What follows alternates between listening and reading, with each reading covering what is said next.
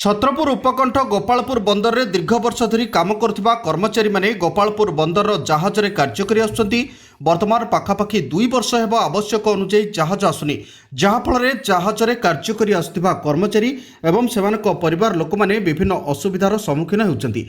आज एने Gopalpur port foreman winchman and workers union प्रशासन द्वारस्थ होती। समस्या समाधान करने निमंते छत्रपुर उपजिलापाल शिवाशीष बराल को भेटी एक लिखित दाबीपत्र यूनियन पक्षर प्रदान कौन कारणवशतः बंदर में जहाज काम नहेले यूनियन कर्मचारी को 14 दिन बदल में 22 दिन दरमा प्रदान करने को कहुला, मात्र ताहाकू बंदर कर्तृपक्ष अवहेला करछंती बोली यूनियन पक्षर अभियोग यार किपरि तुरंत समाधान करने निमंते से उपजिलापाल को अनुरोध करछंती।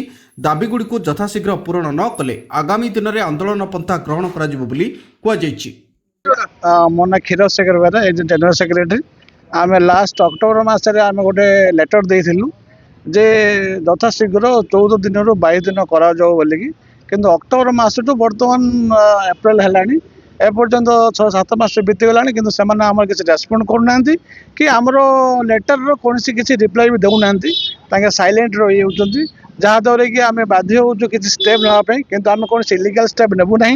से आम आज सब कलेक्टर पाक आस जनईचु जे यही जो साइलेंट रही कारण कौन आत डिले कर कारण कौन होम आईन माध्यम आम आईन माध्यम आम जीवु लीगल वे जीवु जहाँ कलेक्टर सब कलेक्टर फैसला कर आम बेस कार्यटा को समाधान करने चाहूँ। से आज आज आम समस्ते आसचु सब कलेक्टर पाखक केवल एति इनफर्मेशन देवाई टोटाली से आमको अणदेखा कर टोटाली आमर कौन से मेसेज किसी रिप्लाई दौना। संतोष कुमार बेहरा एफडब्ल्यू यूनियन रो मो एग्जीक्यूटिव मेंबर। आज जिला प्रशासन अधिकारी को आम आज मिसाई आसचु। यार मुख्य कारण हूँ दीर्घ 24 मास है गोपालपुर बंदर जहाज लगुनि।